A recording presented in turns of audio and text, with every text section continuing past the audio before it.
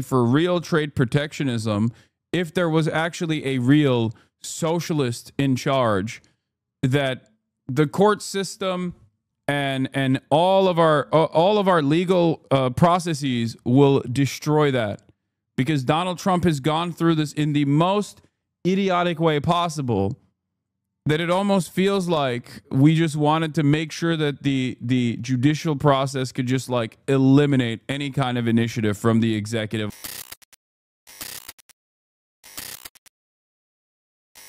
All right. Today, we're going to start talking about Trump's global tariffs being blocked by an American federal judge. More accents today? Thank you. Don't worry. I got you. Court has blocked his tariffs on China and other countries, ruling that the president had overstepped his authority under the law. Chief White House correspondent Mary Bruce starts us off. Good morning, Mary. Good morning, George. And this is a massive blow to the president's trade war. For months, Trump has argued that the world is ripping America off, defiant in his executive authority to impose these staggering tariffs. But now a federal panel says the president is overstepping his authority and that his tariffs are illegal. Overnight, a staggering setback for President Trump's aggressive trade agenda. A panel of judges on the U.S. Court of International Trade blocking most of Trump's sweeping tariffs on China and other trading partners, determining that they are contrary to law. The move effectively bringing Trump's trade war to a screeching halt. In April, the president declared a national emergency to impose his so-called reciprocal tariffs on goods from every country that trades with the U.S. without seeking approval from Congress. My fellow Americans, this is Liberation Day. As markets roiled, Trump defiant. I know what the hell I'm doing. But overnight, the federal panel ruling that the law does not authorize the president to use emergency powers to issue tariffs, and that his executive orders exceed any authority granted to the president. The judges appointed by Presidents Reagan, Obama, and Trump also blocking tariffs Trump imposed on China, Mexico, and Canada to combat fentanyl trafficking because they do not deal with the threats described in the president's order. The Trump administration overnight quick to appeal, the White House rebuking the court. I think the court's coming after our big, beautiful boy that simply wanted to molest the money, and stopping his money molestations is really messed up. The judges that have played a role in blocking this so far, as I understand, are Reagan judges, Obama judges, which is, of course, lame. Obviously, Obama is a communist, but also Trump appointees. So it's not like these guys are all woke libtards, okay? Down to the Obabe judge. So they're just saying enough is enough. You're money up. And it's really messed up. I was thinking about this. As you guys know, I don't entertain conspiracy theories. I do like conspiracy theories. I like analyzing conspiracy theories, but I'm not like a big conspiracy theorist. Having said that, this has played out so perfectly that it almost feels like a psyop to make it seem like if there was ever an opportunity for real trade protectionism, if there was actually a real socialist in charge, that the court system and all of our legal processes will destroy that, because Donald Trump has gone through this in the most idiotic way possible, that it almost feels like we just wanted to make sure that the judicial process could just like eliminate any kind of initiative from the executive office in the future. Okay, has Hasan talked about the alleged throuple between Stephen Miller, Elon, and Miller's wife? Please stop. I saw that. Like, I saw the first 3 seconds of that on my TikTok For You page and instantly shut off TikTok. I turned my phone off. I was like, nope, too much phone for me. I'm good. What kind of insane things am I signaling to my For You page that it's showing me the most like libbait, blue anon, nonsensical position? Of course, while all this is happening, the Trump administration says it will appeal the tariff ruling. This is from yesterday. A reminder to watch this play out in courts and beware the volatility that surrounds it. Also a reminder that rule of law in American court system as a balance is a huge reason investors flock to the U.S. If there's a perceived breakdown with this issue or others, it would mean a breakdown in confidence of inbound investment. An observation for the past month, CIOs of major U.S. and international corporations and investment firms pull up lawsuits, including far outside of tariffs, such as Harvard's, with the briefs saved handy on their cell phones. They're watching for fairness at the end of the day to see that the system holds up. I think a lot of people don't understand how important this is. As someone who grew up in Turkey, let me tell you, okay, at the end of the day, you either need to have an incredibly cheap manufacturing base so that you can offer super profits to multinational corporations like China does, or you have to have an incredibly solid, transparent legal structure so that your investments are kept safe. At least there is some sort of legal restitution that you can get. America offers a court system and a functional, I guess, like judicial utopia in comparison to many other countries. The reason why I'm making this comparison with Turkey is because when I was at Bloomberg in Turkey, Bloomberg Habertürk in Turkey, this was one of the things that came up quite frequently when I think this was like the era of privatization for Erdogan. I mean, there's never not been an era of privatization for Erdogan, but I remember vividly there was one meeting I went to with like MBA students. There's something above an MBA. I forget what it was, but the most important thing that they were talking about, is like, in order to bring in foreign capital into the country, there needs to be some kind of there needs to at least be at least like the presence of parity and the presence of fairness, and that when things are done, when business and commerce is done in like very corrupt ways, bribery, or when the government can like seize assets or pick and choose winners in the marketplace aggressively, that actually causes investors to pull out, foreign capital to pull out of the country. If your investments are not protected by at least like some institutions that will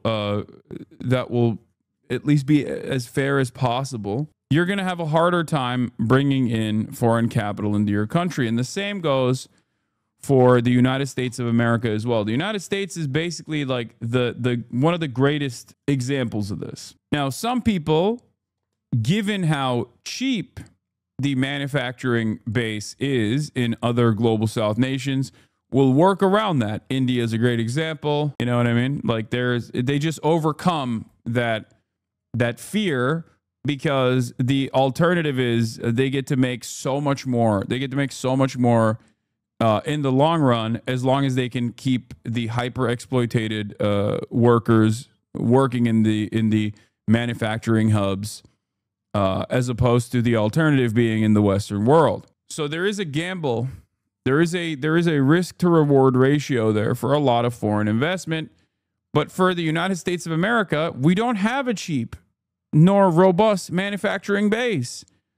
The only thing we have is the courts. The only thing we have is the institutions. So Trump is not only molesting the money directly, but he's also kind of molesting the process. But let's see. Saying it is not for unelected judges to decide how to properly address a national emergency, adding the administration is committed to using every lever of executive power to address this crisis and restore American greatness. For weeks, the president's on-again, off-again tariffs have caused whiplash on Wall Street, sparking major sell-offs when he issues new threats and rallies when he pulls them back. In the Oval Office yesterday, I don't think the court socialism thing you mentioned is a conspiracy theory. Is it not true that the American legal system is wrapped around capitalism and would have to be fundamentally changed in many ways for allow for institutional socialistic policies? Yes. That's why I said I'm joking. It almost feels like he's like trying to eradicate any kind of opportunity for a potential like social democratic leadership to come in to make some changes unilaterally from the executive office. I don't think that's the case anyway, though. All right, let's keep going. Trump lashing out when a reporter asked about a new term for his turnarounds. Mr. President, Wall Street analysts have coined a new term called the taco trade. They're saying Trump always chickens out on your tariff threats, and that's why markets are higher this week. What's your response? I'm not kidding when I say this. This, I think, originally came from the Financial Times reporting, and Financial Times has been kind of carrying the entirety of Legacy Publishers of the West on his back for the past year and a half. I kind of feel like the taco shit is dangerous, but I would be lying to you if I wasn't excited. If I were to tell you I'm not excited to see where this goes, I'd be lying to you. And I kind of feel like a lot of people that have been, that feel as though they've been fucked over by these systems also want to see how badly Trump can blow this shit up. I'm scared. I'm cautious. I think that it's not good if we had a fucking Great Depression. But also at the same time, don't you kind of want to see where he will take this a little bit? Like, there is at least for me, there is this morbid curiosity. And I want to see, like, how badly could he molest the money? How badly could he fuck the bag up? It's almost like I think there are a lot of people who, like, deep down inside, there's a lot of people who are like, I kind of want to see where this goes. That's because you're a rich asshole. Yeah, if he fucks the bag up, he fucks the bag up for me too. What are you talking about? The rich assholes are the ones who are freaking the fuck out over Trump's money molestation policies. What do you mean? The rich assholes are literally the people who are like, do not fuck this up for me. I am making so much money right now. Who do you think? Who do you think is more freaked out? I know everyone is saying that's because you are a rich man, you are privileged, you won't end up in the streets. But like, chatters. I know. That's why I'm saying I'm cautious. That's why I'm saying it's like, it's like, that's why I said it's a morbid curiosity, and it's almost like a what do you call it? It's almost like it's bad. It's like the call of the void. Okay, it's like when you step next to the ledge and you're like, there's just like a brief moment where you're like, that's crazy. It's the call of the void. So I know it's bad. It's an intrusive thought. It's an intrusive thought, exactly. But it's funny when people go, you are privileged, but it's like, it's the most profoundly privileged people on the planet that are literally actively trying to stop Trump from fucking the bag up for them. Do you see what I mean? Like, on the one hand, I recognize Trump nuking global trade is destructive, as I've covered extensively. On the other hand, there is this like, this system is so fundamentally flawed. On the other hand, there is this like weird little inkling inside of me, this weird little voice that's just, an intrusive thought that I'm being perhaps a little too honest about, that goes, how far could he take this? Like, how far? What would he do? What could he get away with? Do you see what I mean? And I think there are a lot more people out there that genuinely feel this way, not recognizing the immediate impact because they're stupid, okay? And not recognizing the damage, that are so resentful towards the consolidation of wealth and power, even if they themselves are little capitalists in training, okay? They have the same fucking like Sigma grind set. One day I'm going to be a capital owner. I'm just a temporarily embarrassed millionaire attitude. And yet still, they are so angry and so understandably resentful for the consolidation of power and wealth at the tippy top that they are also going, yeah, just fuck it up a little bit. Fuck it up. Fuck them. This was what I think happened with the first tariff initiative, where there were a lot of dummies that were unironically talking about how this was a great wealth transfer. It wasn't. Money is fake. And he was just removing zeros from the end of it, okay? That's all he was doing. The first tariff initiative, when it first launched, he just wiped trillions of dollars of value out of the American stock market, and it just went nowhere. It's like it just erupted in flame. And yet people were still trying to present it as like a big W. And I think there's a desperation. There's a desperation there. Like people are so angry, so resentful, and so interested in change that they're like, change in any direction is good. The reason why I'm describing this to you is because I need you to understand like what the anger, like what the motives are for people who like Donald Trump, like where this comes from. Like what are the different factors that contribute to his popularity? Because I believe that if we actually fully comprehend what those factors are, we can at least use it to our advantage and hopefully get these people on board and redirect them towards more productive points of anger and resentment. Okay? Anyway, let's continue. To that. I kick out? Chicken out. Oh, isn't that nice? Chicken out. I've never heard that. 6 months ago, this country was stone cold dead. We had a dead country. We had a country people didn't think it was going to survive, and you ask... He's so mad. He's like, this is the most disgusting. This is the most disgusting. This is the most disgusting question anyone has ever asked. No one has ever asked such a nasty question. It's a nasty question. It's called negotiation. The court has now given the administration 10 days to halt these tariffs, and the Justice Department is now appealing, setting up a legal fight that could soon reach the Supreme Court. George. And Mary, the Washington Post is reporting that this Qatari plane deal, which the Defense Department had said had been finalized, actually hasn't gone through. Yeah, despite those claims from the Defense Department, the Washington Post is now reporting that the U.S. and Qatar have not actually finalized a deal for the transfer of that. They won't even let me have my jet. It's messed up. They won't even let me. They won't even let me have my jet. You don't want me to have nice things. They don't. The Democrats hate you and they hate me. They don't want me to have nice things. That $400 million luxury jet that Force One before being transferred to his presidential library. Now, according to the Post, Qatar still wants to clarify the terms of this deal, including making it clear that the transfer of this jet was initiated by the Trump administration. None of this, though, is expected to derail this deal. The plane's already in the U.S., but it is sure to continue and to spark those legal concerns about this transfer, George. It's all about those legal challenges. Most of President Trump's tariffs could soon be on hold after a ruling yesterday by a three-judge panel at the Court of International Trade.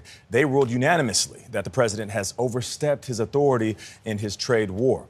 In response, the White House said, quote, "It is not for unelected judges to decide how to properly address a national emergency," end quote. CBS News business analyst Jill Schlesinger is here to break this all down. Jill, good morning. Good morning. So what does this mean for President Trump's tariffs? Does this mean that they are off? Well, it means that we have another chapter in the story. This story is not over yet. Okay. Because what this ruling does is it says it clamps down and says you've got 10 days to go through a bureaucratic process to take away these tariffs that were announced on April 2nd. Now, those were the broad 10% that went up to 145%. Other tariffs on steel, aluminum, and cars, those were done under a different law, and those remain in place.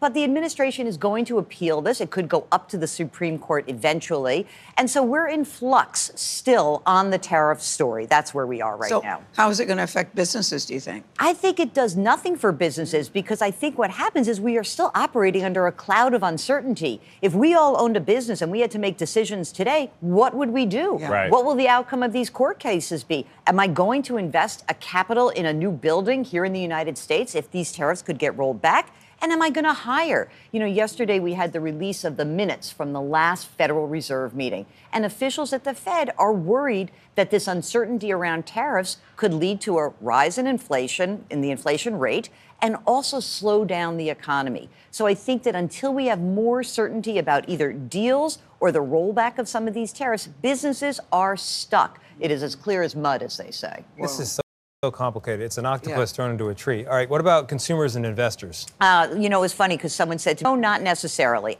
Prices are not going down for consumers. Again, we don't have clarity. From the investor side, there's been a fascinating trend that's gone on, which is I think a lot of investors are looking past tariffs. You know, there is a trade acronym going around Wall Street, and it must be driving the president crazy. It's called the taco trade. Have you heard of it? No. Nope. Trump always chickens out. Oh. And this actual acronym is the position that many traders are taking. They are saying he will roll back these tariffs when the bond market moves against. I don't know. It's like, should we? I go back and forth on this. On the one hand, I think the taco stuff is very funny and very good.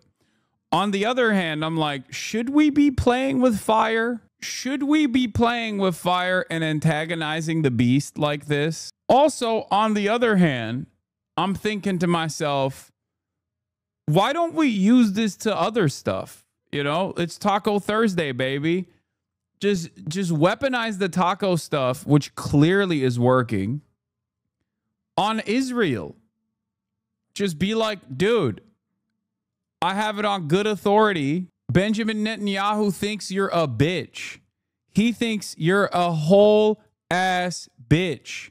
Okay, capital B.